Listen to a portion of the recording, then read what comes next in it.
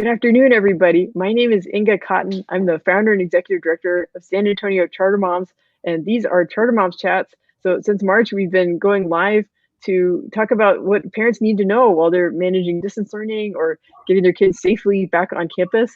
And believe it or not, it's already enrollment season, preparing for the 2021-22 school year. And the first school to open their application is IDEA Public Schools. And I love talking about IDEA because they are so dynamic, they're always growing. And I'm so thankful that today we have one of the co-founders. We have JoAnn Gama, who is the CEO, superintendent, and co-founder of IDEA Public Schools. And she's joining us from the Rio Grande Valley, which is where HQ is for IDEA. But they have so many campuses here in San Antonio and they keep growing.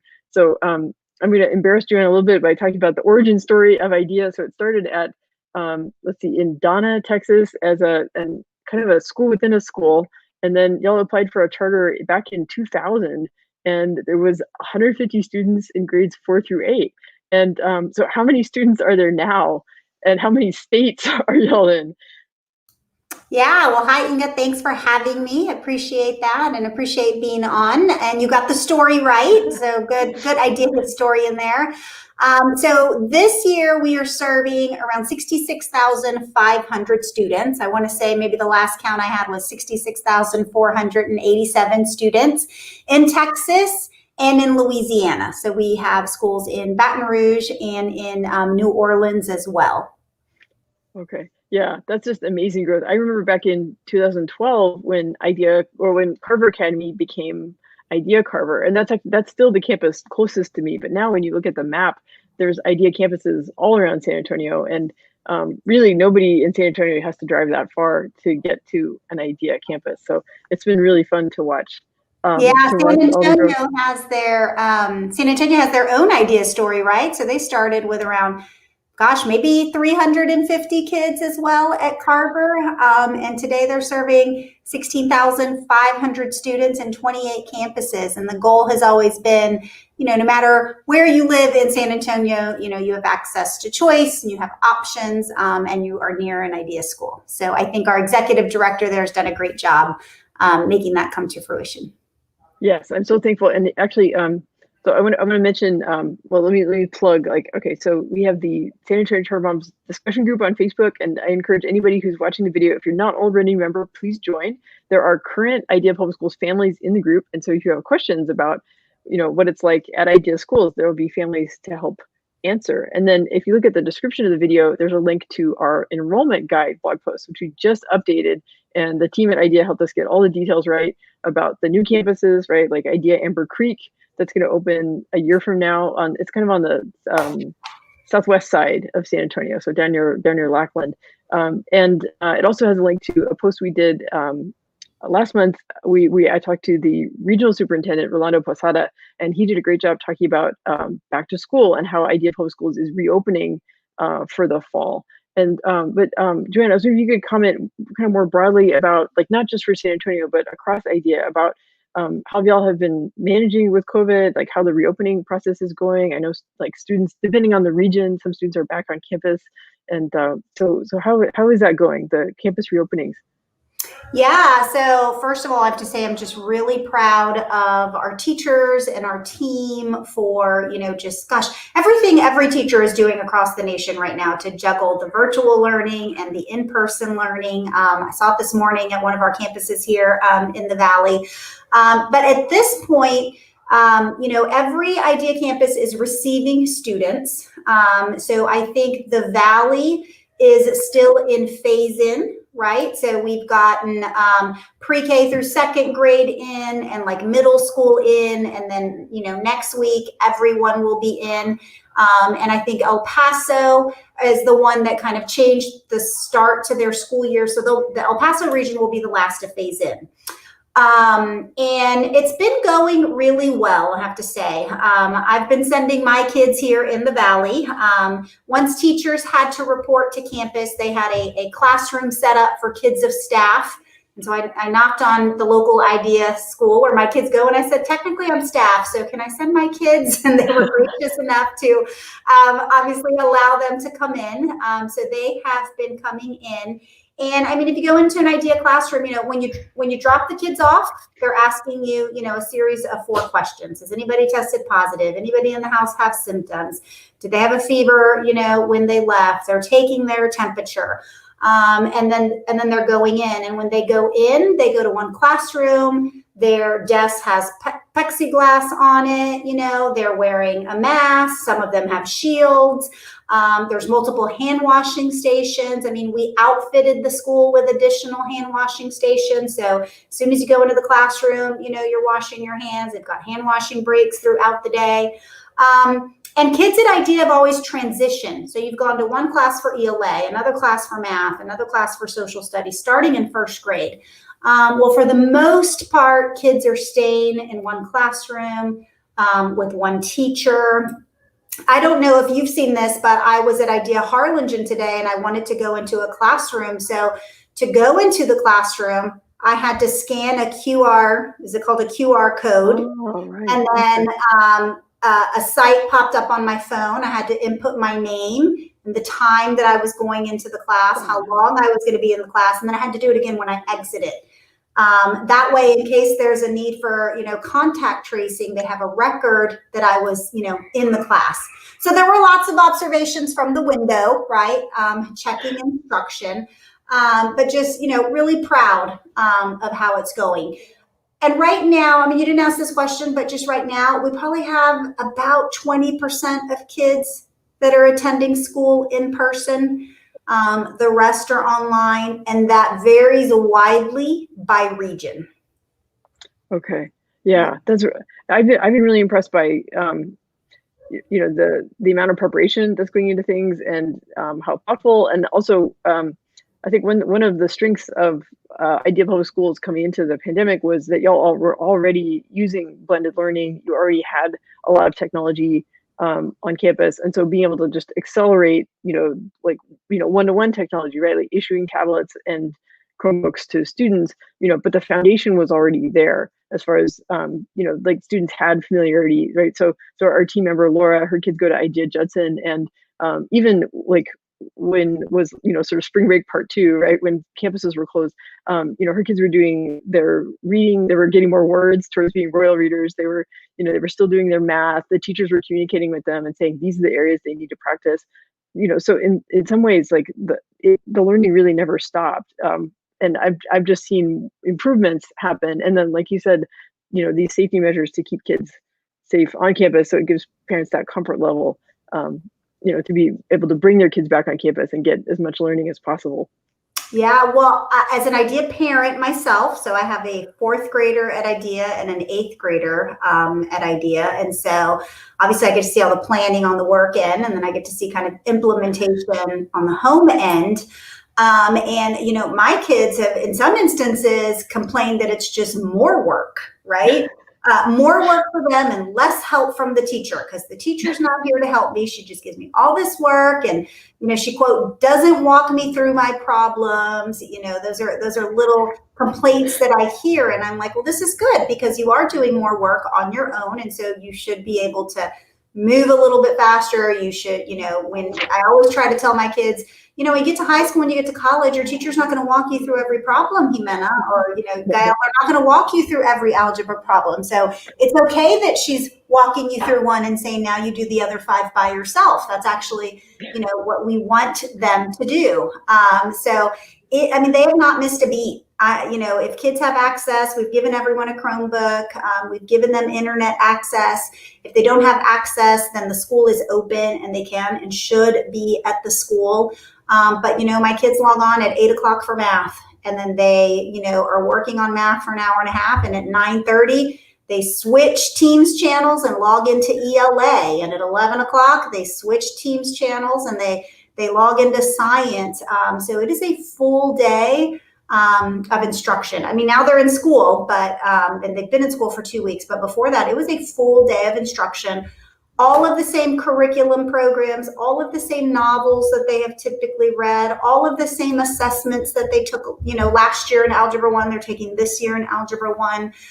So we're really trying just to make sure that we're staying as rigorous as we've always been. Yeah, I think so. I think my message to families watching this video is if you're concerned that what your school's doing during the pandemic isn't keeping your kids on track, then looking at idea public schools would be a good idea because these, the academic preparation is still rigorous and there's still that commitment to, getting kids ready for college, right? And that's one thing idea is known for is, right, like since the beginning, 100% college acceptance and very nearly 100% college enrollment, right, over the Yes, years. absolutely. Even this year, that's one of the goals that I am most proud of because, come April, come May, people were asking, "Are you worried about college matriculation for your seniors?" And of course, we're worried about not necessarily are they going to matriculate because in our mind, it's not an option. They are going to matriculate and they will matriculate. But really, what we're concerned about is: are they going to be able to matriculate in person? Are our families going to want to go to the tier 1 or tier 2 school that they originally got accepted to? Maybe given economic changes, maybe they're not wanting to front the bill for that type of school, given that they're not going to be in person.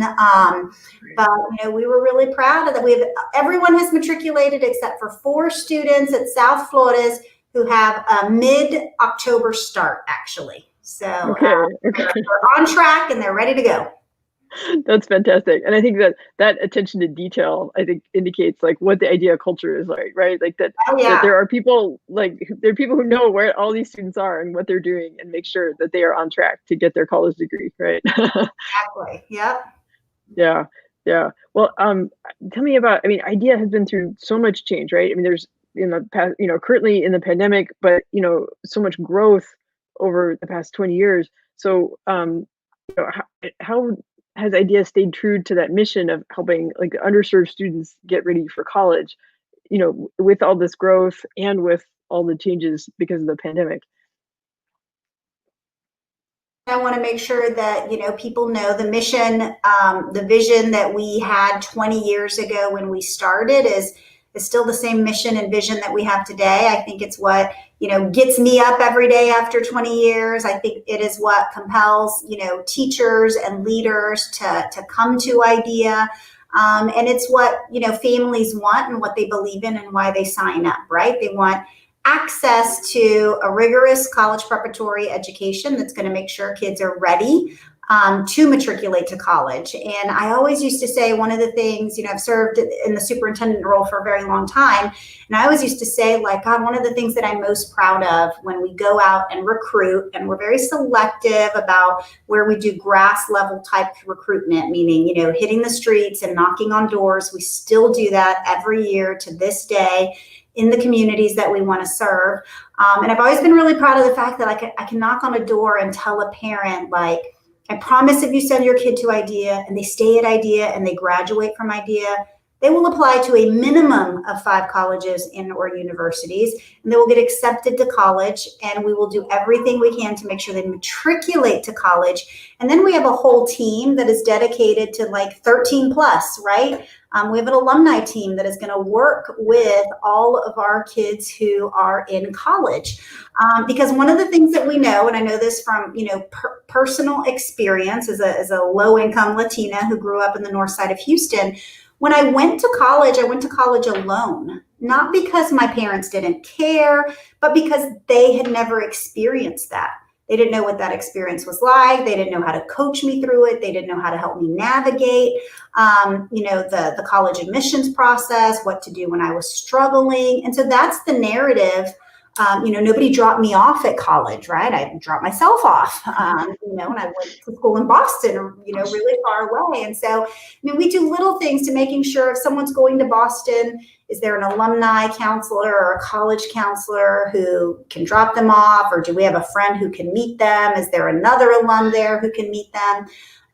To really just making sure they have access to someone who will help them navigate that college experience, and so they don't feel like they're going to college alone. Yeah, I know.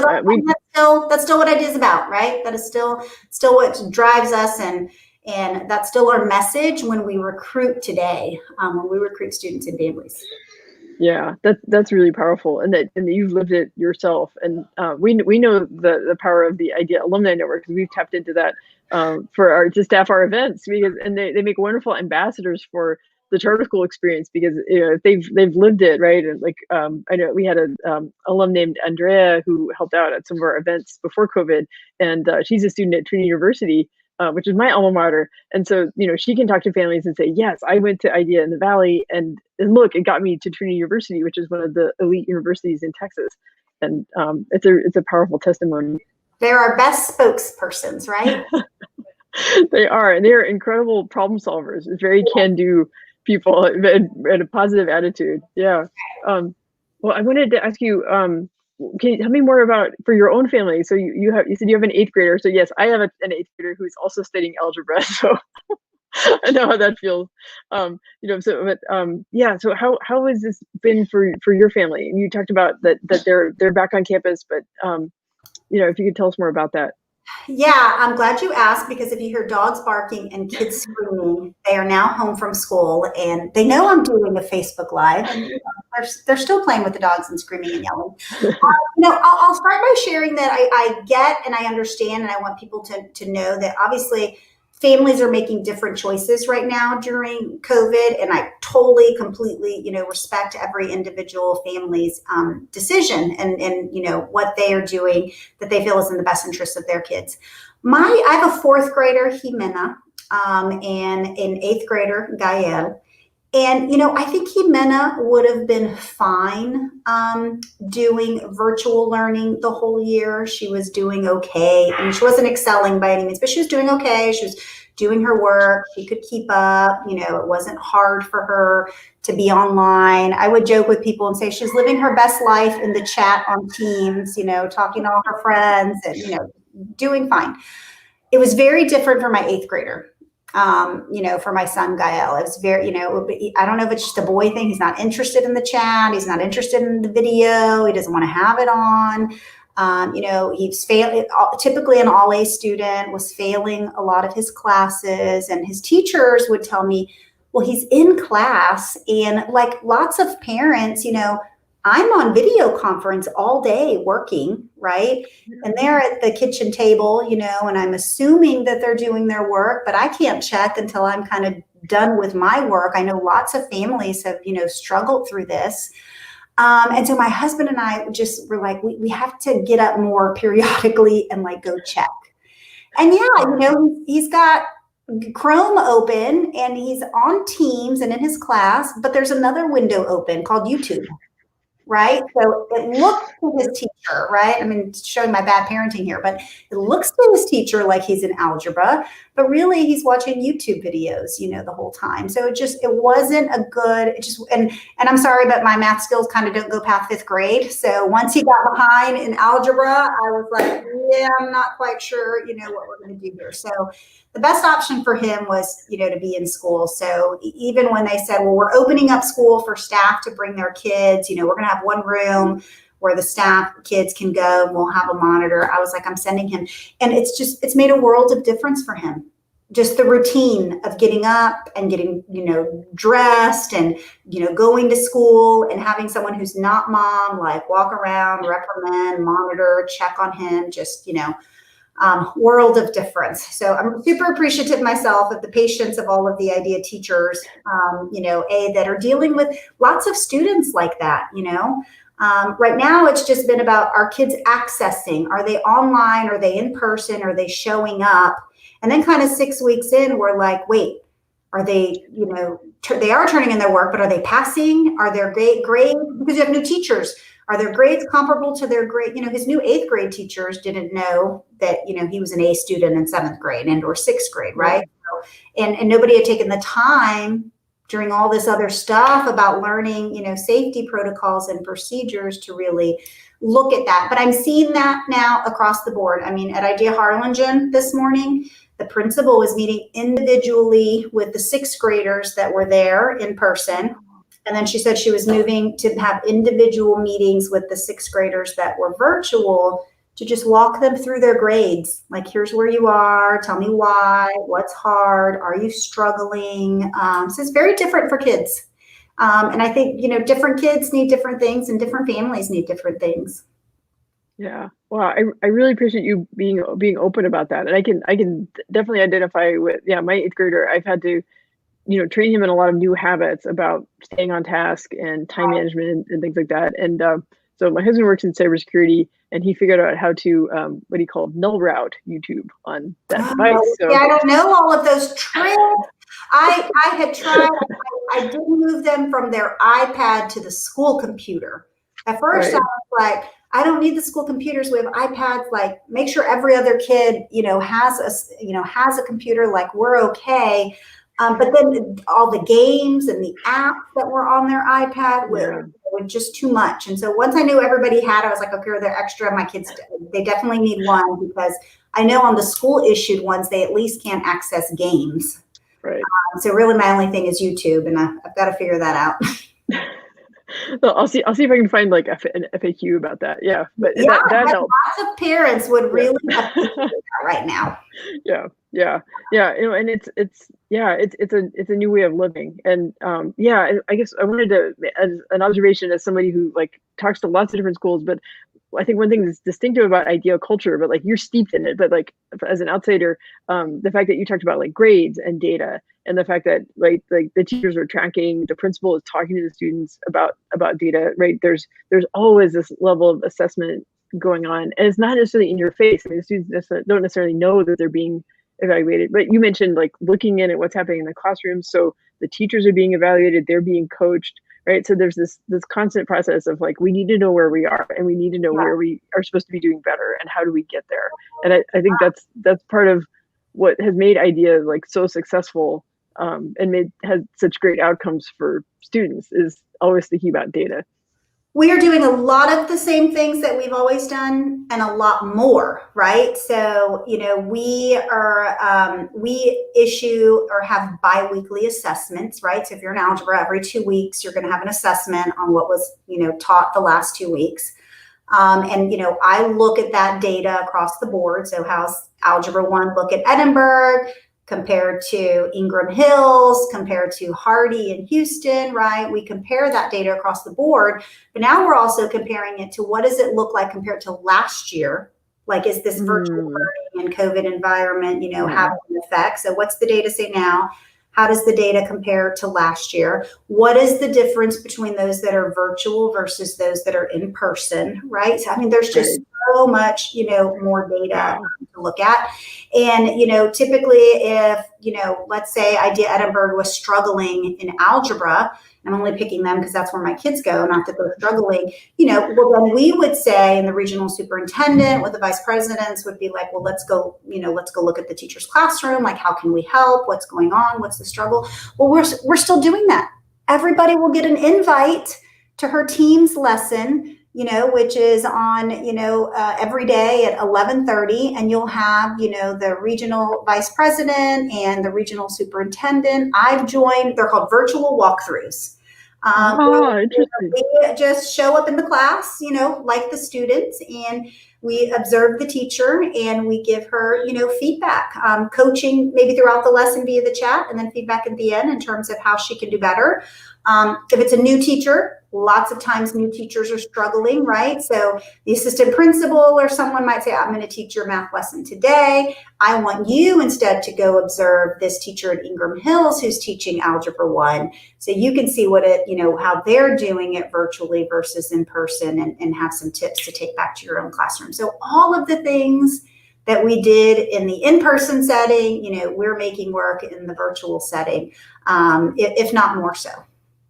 Yeah, like you said, the teachers everywhere in these circumstances are heroes, because they are working so hard, and they're juggling so many different things. They're like, my daughter is experiencing concurrent lessons, and I was really nervous about it, but it's worked out really well. She still feels like she can participate in class, and she knows there's one teacher that she can message and be like, I want to answer that question, and then she does, and she's super proud to get to participate.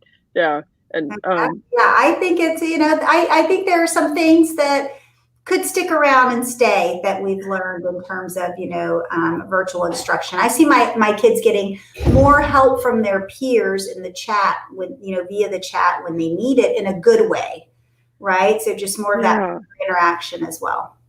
Yeah, that's amazing. Okay, well, I want to make sure we use our time well, and I always like to close out these chats with a call to action for the parents. And so this is where I pop up the what can parents do to learn more about Idea Public Schools? The application is already open. So yeah, what should we ask parents to do? Yeah, so if parents are interested, in Idea, the first thing they should do is, visit our website, check out our website. We're already accepting applications for all of our schools for next year, as well as our new schools. And in San Antonio, that's a new school at Amber Creek. There might also be some schools that have spots right now that are not fully enrolled and that have openings. And I don't know if you guys know this, Inga, but since we are virtual, basically, you can enroll in any Idea school that might have space for your grade level. So I'll give you an example. I know someone that was really struggling with the online learning that they were getting at a district in Houston. And they reached out because I'm from Houston and was like, hey, I heard you guys were opening Idea schools. And I'm like, yeah, but we open K2 and 6. So we don't have your child's grade level. And then she messaged me back and said, but I hear they can enroll at any school. So they're enrolled in a school in San Antonio virtually. And they're just loving because that campus had space, that campus had room in this grade level. They were not fully enrolled. They had already gone through their wait list and they were able to add them. And I forgot all about it until last week when the mom messaged me and she's like, so-and-so got student of the week at Idea Ingram Hills. And so she's like contemplating moving to San Antonio because she's having such a great experience virtually at one of our campuses. So if you do have families that are struggling, there are virtual options, at Idea and probably at other charter networks as well. So I'd want families to know that.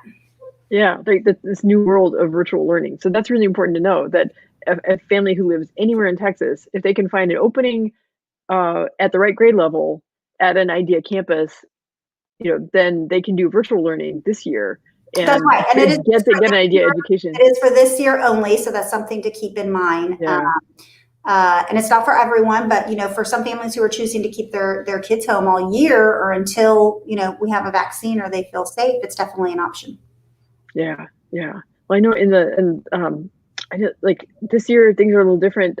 Like I haven't gone on any school tours yet, which I miss. I hope someday I'll be able to mask up and get my QR code or go visit some campuses. But yeah, I guess the website and maybe online events are the best way for families. But there's not school tours or open houses on campus yet. There's not school tours right now because of for safety reasons, right? We're trying to really limit the number of folks. I've even kind of been like, gosh, should I be out and about and should I be in schools and should I be in classes? That's just adding one more person to the contact tracing list. But, our teachers are in class, our principals are in school. And so I feel like, I should, and I want to be, I should be out and about and in schools as well, but we are limiting it. But if folks, really wanted to learn more, they can visit the website. They can reach out to an enrollment coordinator at any of our campuses. And I think there are ways probably in which we can be creative and show them virtual learning and what it looks like. If I can do those walkthroughs virtually, I'm sure we can allow some families to do it as well. Yeah. And looks like we have a comment. Oh, Vanessa says hi. Hi, Vanessa. I did lots of these with Vanessa and team, right? We did lots of parent town halls all throughout the summer. Oh, Raisa, she's an Idea mom and a really active member of our discussion group. So thank you, Raisa. Yeah, JoAnn, thank you. Yeah, I just want to emphasize again, folks, this is the website and this is where you can get more information. You can apply to one of there's 28 schools in San Antonio. Yeah, it's amazing. And like you said, I've watched this grow since 2012 and it's extraordinary. And every campus replicates the culture faithfully. And we have campuses with graduating seniors, right? Carver and South Flores. And there's gonna be 2 more campuses. So in 2021, there'll be 4.